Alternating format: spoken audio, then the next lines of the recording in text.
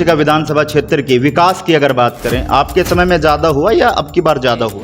विकास अब के साथ तो करना ठीक नहीं रहेगा। एक शर्म आती है कि अब ईश्वर सिंह जी के साथ तो लोग आज विधायक वो है। सभी का डाटा इकट्ठा करके अगर उससे ज्यादा विकास मेरा ना हो तो मैं राजनीति छोड़ दूंगा, मैं राजनीति नहीं करूंगा। अगर विकास इतना किया कुलवंत बाजीगर जी, तो 2019 में भाजपा को हार का सामना क्यों करना पड़ा? जितनी पिछली बार भारतीय जनता पार्टी की टिकट पे रवि तारा वाली जी को वोट मिली है, उससे ज्यादा तो मेरे को आजाद में मिल गई थी। पहले सवाल का मलाल था, वो अब सामने आ गया है। अगर रवि तारावाली को टिकट दे तो कहीं ना कहीं उसी कारण आपने साफ तौर पर अभी कहा कि भाजपा को यहाँ पर जो है वो हार का सामना करना पड़ा। मुझे टिकट देते तो शायद कुछ और नतीजे होते।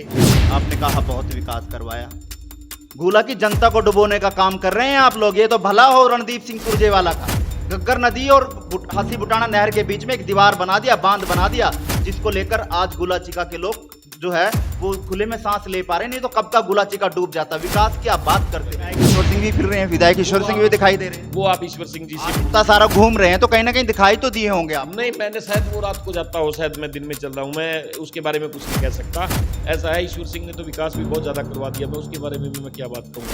वो अपने ईश्वर सिंह कह देता है दिल्लू राम फीम खाता है, दिल्लू राम आगे से कह देता है मेरा मेडिकल करवा लो, वो इसी चीज में उलझे हुए हैं। कल से वीडियो देख रहे थे। आज समय कौन सा है यार? लोग आज मर रहे हैं, लोग डूब रहे हैं, राजनीति कर रहे हो। राजनीति बात नहीं करनी चाहिए। सेटिंग तो शुरू से है, जब से राजनीति में आए। भाजपा पार्टी कुलवंत बाजीगर को मैदान में उतारेगी और कुलवंत बाजीगर यहाँ से सीट जीतेंगे। लोगों की भीड़ को देखते हुए उनके मन में भी ये आया कि सिस्टम यहाँ ठीक है।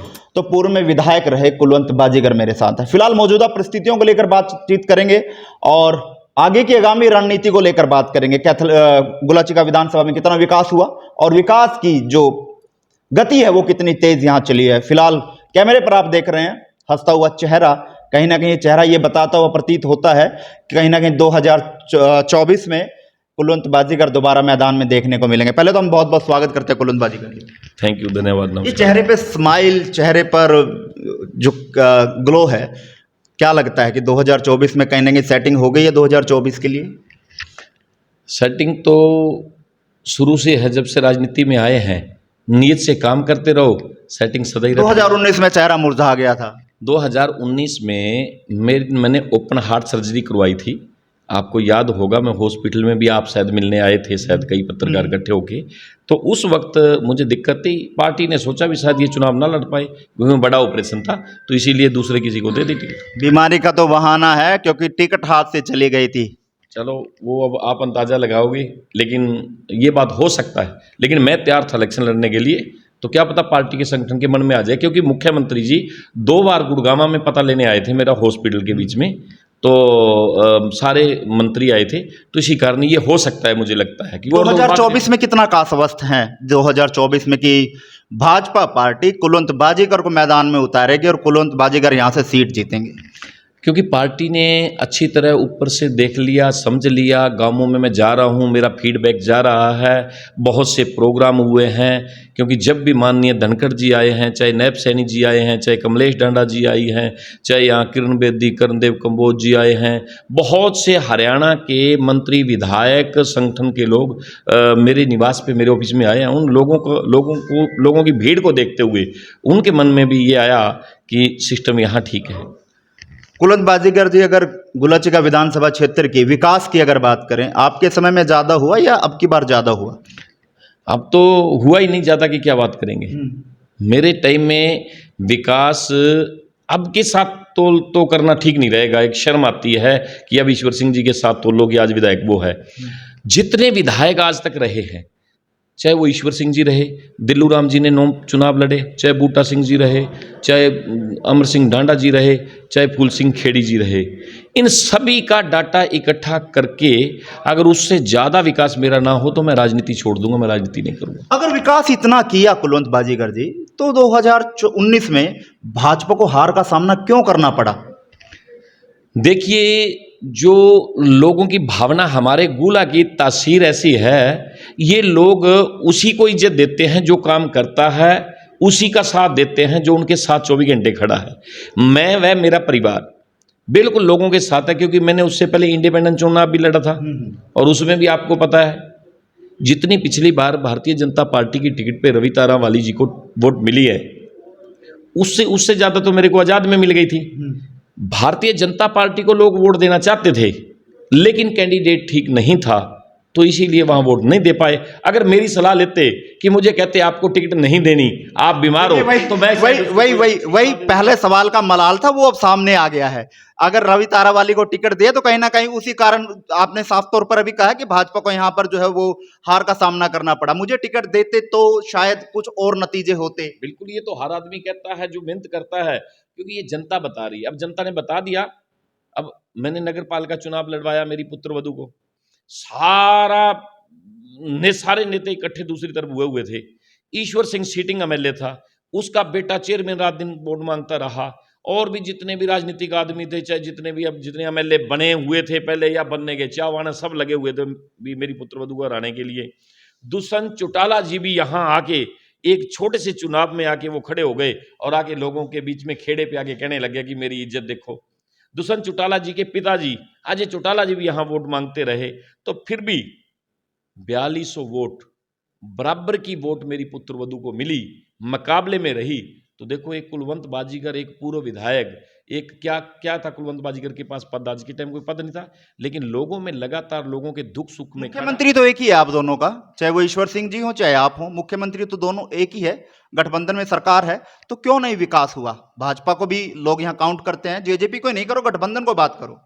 देखिए, विधानसभा में या कोई वहां बात रखनी हो तो विधायक ही रख सकता है। मैं तो एक समाज सेवी की तरह काम करता हूं। कभी आपने देखा है कि कोई सरपंच बना हो और पूर्व सरपंच काम करता हो? अच्छा, एमएलए के पास दोनों की राम राम भाजपा में चलती है आपकी, ईश्वर की भले ही ना चले, लेकिन आपके मुख्यमंत्री बहुत जल्दी मान लेते हैं। ये देखो, हमारे सूत्रों के हवाले से खबर, और काफी बार देखा भी गया ये चीज। देखिए, आपने कितनी अच्छी बात कही है, बड़ी खुशी की क्यों बात। नहीं काम करवाए जनाब? हम यही तो कह रहे हैं, क्यों नहीं काम मैं करवाए? वही बात बताता हूँ कि आपने कहा कि आपकी चलती है, कही है ना, कितनी बढ़िया बात कही है।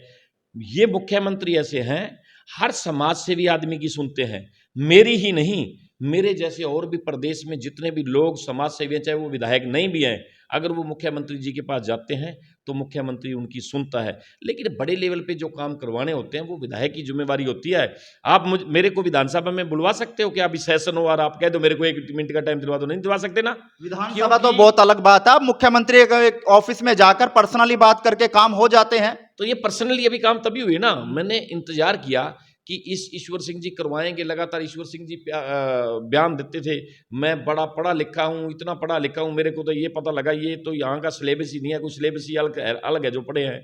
तो ये कहते थे मैं ये करवाऊंगा वो करवाऊंगा, लेकिन लोगों ने फेलियर साबित किया, उसने कुछ काम नहीं किया। जब लोगों की उम्मीद टूट गई कि काम नहीं हो रहे, उसके बाद हम मुख्यमंत्री जी को जाके मिले।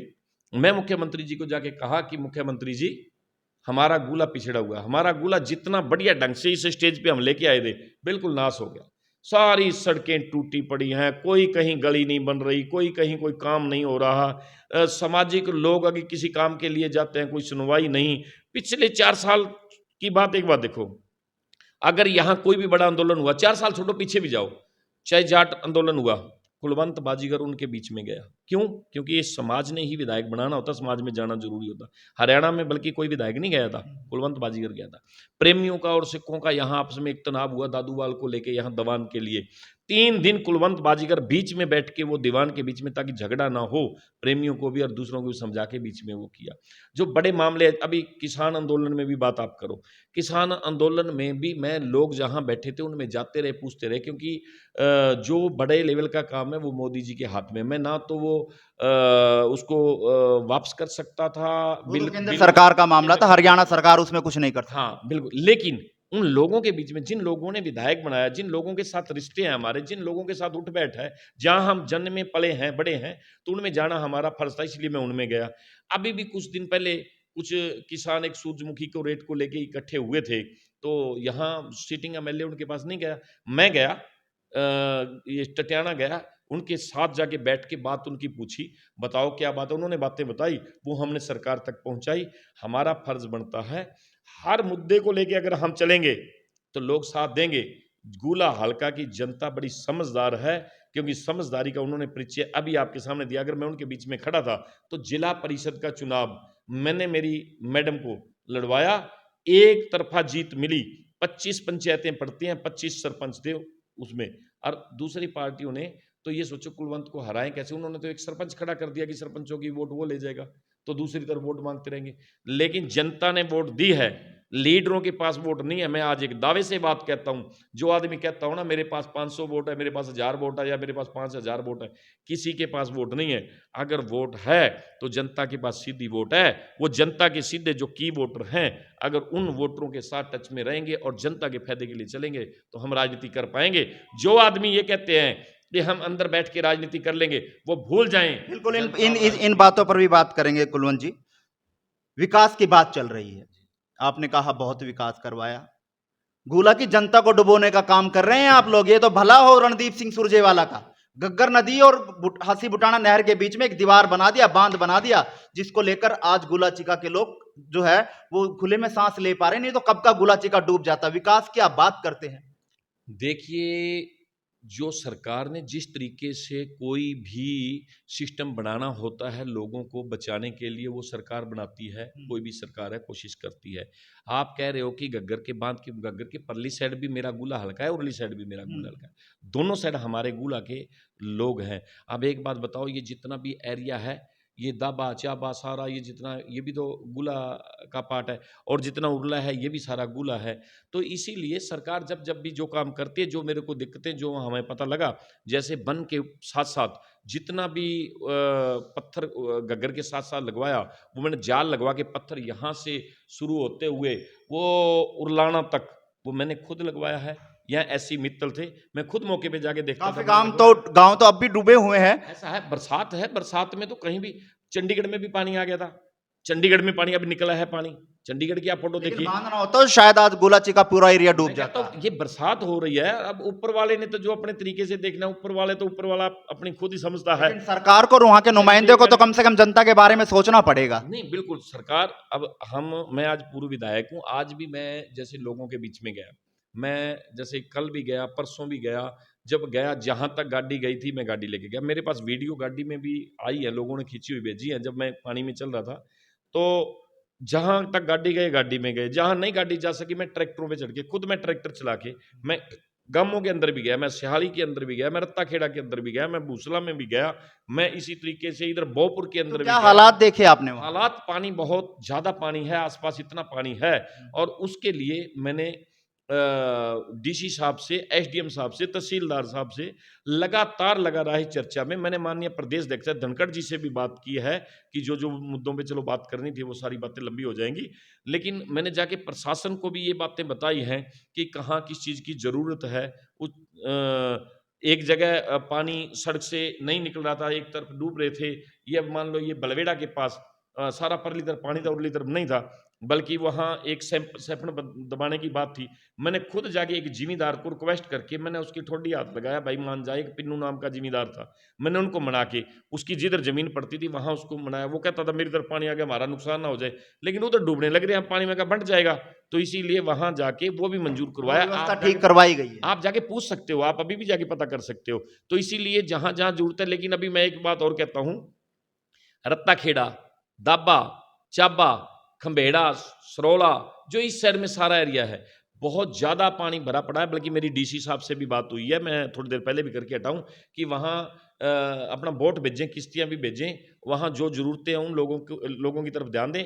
डीसी साहब भी लगातार हल्के में फिर रहे हैं, जहाँ की कोई मांग आती है वो कोशिश कर रहे हैं। विधायक ईश्वर सिंह भी फिर रहे हैं, विधायक ईश्वर सिंह भी दिखाई दे रहे हैं। वो आप ईश्वर सिंह जी से इतना सारा घूम रहे हैं तो कहीं ना कहीं दिखाई तो दिए होंगे आप। नहीं, मैंने शायद वो रात को जाता हो, शायद मैं दिन में चल रहा हूँ, मैं उसके बारे में कुछ नहीं कह सकता। ऐसा है, ईश्वर सिंह ने तो विकास भी बहुत ज्यादा करवा दिया, मैं उसके बारे में मैं क्या बात कहूंगा। ईश्वर सिंह यहाँ का नहीं है, अगर उसका, ईश्वर सिंह का अगर 1% भी आत्मा गुलाचिका में होती तो यहाँ रहा करता।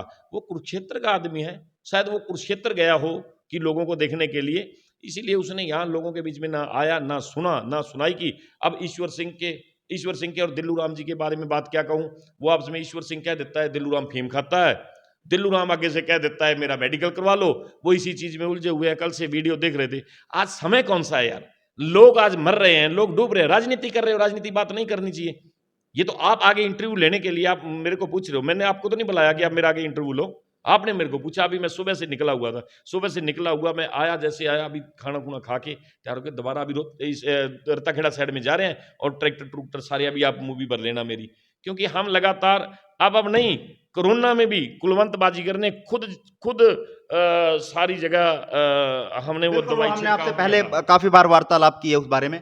चलो मौजूदा परिस्थिति की अगर बात करें, कहीं ना कहीं अब कुलवंत बाजीगर के लिए चैलेंजिंग होने वाला है 2024, क्योंकि कहीं ना कहीं उम्मीदें हैं लोगों को कि 2024 में वक्त बदलने वाला है, सत्ता की कुर्सी कहीं ना कहीं अब दूसरे पक्ष में जाने वाली है, यानी विपक्ष में जाने वाली है। अगर साफ तौर पर बात करूं तो कांग्रेस की कहीं ना कहीं अब की बार स्टार जो है बुलंद दिखाई दे रहे हैं। वो हम नहीं कह रहे, वो कांग्रेस के साथ उमड़ता हुआ जनसैलाब या उमड़ते हुए राजनेता जो है वो कह रहे हैं। आपके गोले हल्के से देख लीजिए आप, कितने लोग जो है वो कांग्रेस में चले गए। फूल सिंह खेड़ी की बात करें, अमरीश डांडा के लड़के नरेश डांडे की बात करें, काफी ऐसे चेहरे जो है वो कांग्रेस में चले गए हैं। तो कहीं ना कहीं कुलवंत बाजीगर की अब समस्याएं जो है वो खड़ी हो जाएंगी और कहीं ना कहीं ग्राफ जो है कांग्रेस का बढ़ता हुआ नजर आ रहा है इस मामले को। जिनके आप नाम ले रहे हो, सब लीडर लोग टिके कहाँ थे, कितनी कितनी बार पार्टियों में फिर लिए। गुरु नानक देव जी कहते हैं कि जो सेवा सही करना चाहता है ना, तो उसको अपने आप जनता साथ देती है। मैं वो लंबी बात हो जाएगी अगर पाठ की बात करें, लेकिन मैं एक बात कहता हूँ, ये जितने सारे इकट्ठे हैं, पहले भी कांग्रेस में लड़ाई चल रही है, अब हमें यही नहीं पता लग रहा है वो शैलजा और रणदीप सुरजेवाला क्या करेंगे, दूसरी तरफ हुड्डा साहब क्या करेंगे। इस करके वो तो आपस में लड़ते रहेंगे, उनका तो अभी तक संगठन भी तैयार नहीं हुआ। और यहाँ रही गुला की बात, गुला के अंदर किन की बात कर रहे हो आप? उन आदमियों की बात कर रहे हो। नरेश डांडे जी, कितनी वोट मिली थी उसको? 2 चुनाव एमएलए के लड़े हैं वो, 2 विधानसभा के चुनाव लड़े हैं उसने, एक चुनाव में उसको 12,500 वोट मिली टिकट पे। लेकिन जब हवा चलती है ना तो हवा में सब बह जाते हैं। हाँ, उस दूसरी बार उसको कितनी वोट मिली? 2800 वोट मिली, 2860 मेरे ख्याल में वोट थी। तो इसीलिए फूल सिंह खेड़ी के बारे में भी मैं क्या कहूँगा, बूटा सिंह के बारे में आप सब अच्छी तरह जानते हो। मैं उनकी तरफ वैसे ध्यान कम दे रहा हूँ, आपने पूछ लिया सवाल, मैंने जवाब दे दिया। लेकिन मैं ये कहता हूँ कि गोला हल्का की जनता बड़ी समझदार है, ये सामाजिक लोग हैं, ये उसका साथ देते हैं जो आदमी इनके बीच में खड़ा होता है। ये सारे के सारे नगर पालिका और जिला परिषद में मेरे खिलाफ खड़े थे सारे के सारे, तो तब लोगों ने दिखा दिया। इसीलिए नेता चलती है ना कुलवंत बाजीगर जी, जब हवा चलती है तो हवा के साथ तिनका साथ सब बह जाते हैं, सब जो है वो पार लग जाते हैं, किश्ती की जरूरत नहीं पड़ती। 2014 में भी तो आपके साथ ऐसा हुआ था। क्या 2014 में क्या हुआ था? और क्या था बताओ? मोदी की हवा चली थी तो नहीं, 2014 में हवा होती तो 70 सीटें आती। सीटें तो हमारी, आप तो जीते ना, आप तो जीते, आप तो जीते। मैं तो इंडिपेंडेंट इलेक्शन लड़ा था, तब कांग्रेस की हवा में कांग्रेस की सरकार बन रही थी। जिस टाइम कांग्रेस की सरकार बनी उस टाइम भी मैंने इंडिपेंडेंट भी वोट ली थी, आपको पता। मैं बराबर में मुकाबले जब यहाँ कांग्रेस की कैंडिडेट को खदेड़ दिया था, दिल्लू राम जी को। तो इसीलिए हम जड़ें मजबूत है हमारी, हर गांव में मेरी जड़ें हैं।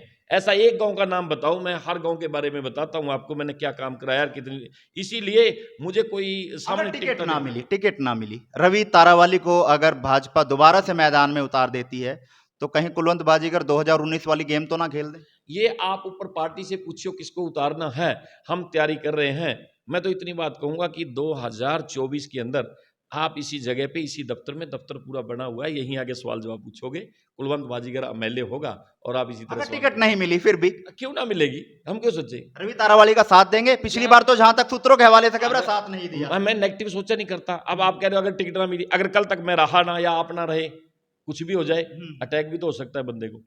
वो तो जायज है, वो तो परिस्थितियां कभी भी किसी तरह की हो सकती हैं। तो इसीलिए मुझे कोई खतरा लग ही नहीं रहा, मुझे किसी तरह का कोई महसूस ही नहीं हो रहा। जनता मेरे साथ है, जनता की आवाज ऊपर समझते हैं। तारावाली भी लगातार लोगों के बीच में जा रहे हैं, जन समर्थन उनको भी मिल रहा है। चलो वो आप ये बातें उनको आप पूछिए। भतीजा है मेरा, लगा हुआ है, बहुत बढ़िया। पहले मैंने जिला परिषद मेंबर उसको जिताया था, तो वो भतीजा है मेरा, बहुत बढ़िया बात है। एक मंच पर नहीं दिखाई देते आप दोनों? नहीं, ऐसी कोई बात नहीं, वो आए ना आए, मैं तो आता हूँ। एक फोटो दिखा दो आप दोनों को, एक मंच पर आप दोनों एक मंच पर दिखाई। जितने जिला लेवल पे प्रोग्राम हुए हैं, मैं प्रोग्राम में होता हूँ, तो इसीलिए मुझे तो गुलाचीका में भी विधायक लीलाराम कुरुक्षेत्र वाली बात तो नहीं, कैथल वाली तो नहीं बात हो रही? अशोक गुज्जर जो विधायक लीलाराम जी एक मंच पर नहीं दिखाई देते। मैं कहता हूं आपका समय बड़ा कीमती है, एक उनको मैं सीरियस नहीं लेता। कोई राजनीतिक आदमी सीरियस हो उसकी बात करें, तो इसीलिए मैं सीरियस नहीं लेता। टाइम खराब मत करें आप अपना भी, टाइम बहुत ज्यादा, क्योंकि जवाब आपके पास नहीं है, शायद बोलना नहीं चाहते या फिर कहीं ना कहीं दबाव लगता है। किसके खिलाफ बोलूं मैं? मैंने सीधा सा सवाल कोई पूछा है, एक बात मंच पर क्यों नहीं दिखाई देते? नहीं जाते हैं, ऐसी कोई बात नहीं। जबकि भाजपा एकजुट अंतिम पंक्ति में खड़े व्यक्ति को आगे लाने की बात करती है, लेकिन आप तो अपने अपने से ही दूर हो। जो प्रोग्राम बड़े लेवल पे होते हैं, माननीय प्रदेश अध्यक्ष जी का प्रोग्राम था अभी सीवन के अंदर, मैं प्रदेश अध्यक्ष जी के साथ बैठा हूं, आपके पास फोटो में अभी वायरल कर देता हूं, अभी बता देता हूं, वहां प्रोग्राम के बीच में थे हम, बिल्कुल हमने प्रोग्राम किया। चलिए, अगर बहुत 2024 में भाजपा आप पर दाव खेलती है, आपको मैदान में उतारती है, तो कुलवंत बाजीगर का एम क्या रहने वाला गुलाचिका के लिए? क्या कुछ नए आयाम स्थापित हैं? क्या रोड मैप तैयार जो है वो कुलवंत बाजीगर ने किया हुआ है? मेरे कार्यकर्ता जितने भी हैं ग्राउंड लेवल पे सारे तैयार बैठे हैं। ये जो भी आ जाए कैंडिडेट, पहले तो इनकी सलाह कर ले कौन आएगा, तो इस करके उसको खदेड़ने के लिए एक तरफा जीत गुलाचिका में होगी। अगर गुलाचिका में इस बार 2014 की तरह अगर यहाँ विधायक ना बने तो मैं राजनीति छोड़ दूंगा, ये बात मेरी नोट करके रखना, मैं राजनीति नहीं करूंगा कभी। तो इसीलिए तैयार हैं, और वो जो कार्यकर्ता हैं, जो गांव की समस्याएं हैं, जो गांवों में होने वाले हैं, पिछली बार की तरह हर समस्या का समाधान करेंगे। मैं एक दो काम क्या गिनाऊंगा, क्योंकि मैंने पिछली बार लगभग 20-30 गांवों के काम जो होने वाले थे, बड़े बड़े लेवल के काम, उन कामों के लिए मैंने कहा था कि मैं नियत से काम कराऊंगा और इन कामों की जिम्मेवारी लेता हूं, वो मैंने सारे करवाए। लड़कियों के कॉलेज की बात मैंने कही थी, लड़कियों का कॉलेज बना हुआ है। 4 लेन की बात कही थी मैंने, 4 लेन बनी हुई है। जिमीदारों को नहरी पानी की मैंने बात करी थी, नहरी पानी सीसी की नहरें बनवा के Markanda distributor, Ulana minor, Paharpur minor, Papsar minor, tail तक पानी आप जाके चेक कर सकते हो, टेल तक पानी पहुंचाने का काम मैंने किया है। जिमीदारों के लिए मिट्टी पानी जांच लैब बनवाने की बात कही थी, मिट्टी पानी जांच लैब आसपास, यहाँ चट्ठा साहब मंत्री रहे हैं, पेवा में नहीं बना पाए, कलैत में जयप्रकाश जी बने हैं, नहीं बना पाए, कैथल में रामपाल माजरा जी, कलैत में रामपाल माजरा जी रहे हैं, वो भी नहीं बनवा पाए, कैथल में रणदीप सुरजेवाला जी लीडर रहे हैं, वो नहीं बनवा पाए, आसपास तो बड़े लीडर नहीं बनवा पाए। तो यहाँ हमारे ये छोटे दिलूराम जी और ये ईश्वर सिंह और इनके तो बस का सौदा ही नहीं था। वो मिट्टी पानी जांच लैब अगर बनवाई है तो कुलवंत बाजीगर ने बनवाई है। जितने गुलाचिका में ऑफिस थे, पिछले विधायक कोई नहीं बनवा पाए थे, सारे के सारे ऑफिस, चाहे वो वीडियो दफ्तर में सरपंचों के लिए ऑफिस की बात करें, चाहे नगर पालिका ऑफिस की बात करें, चाहे फायर ब्रिगेड के ऑफिस की बात करें, चाहे यहाँ रेस्ट हाउस की बात करें, चाहे यहाँ थाने की बिल्डिंग की बात करें, जो जितने भी काम थे बड़े लेवल पे सारे मैंने करवाए हैं। मुझे एक भी ये बात बताए कलायत विधानसभा के मंच पर भी हरियाणा के प्रभारी विप्लव देव ने भी आपका नाम का जिक्र किया। लगता है कि वहां से इशारा जो है वो कहीं ना कहीं टिकट की ओर किया गया है। देखिए, जब कोई बड़े लेवल का नेता आता है ना, जिस जगह वो जनसभा करने जाता है, तो उस जिले की वो सारी रिपोर्ट लेके चलता है कि कौन कौन होंगे, क्योंकि जो विप्लव देव जी हैं वो बहुत कड़े हुए इंसान हैं। सीएम रह लिए, वो सीएम छोटी बात नहीं होती, राज्यसभा मेंबर मौके पे हैं, आज वो प्रभारी बनाए गए हैं, तभी बनाए गए ना, उनके अंदर काबिलियत है।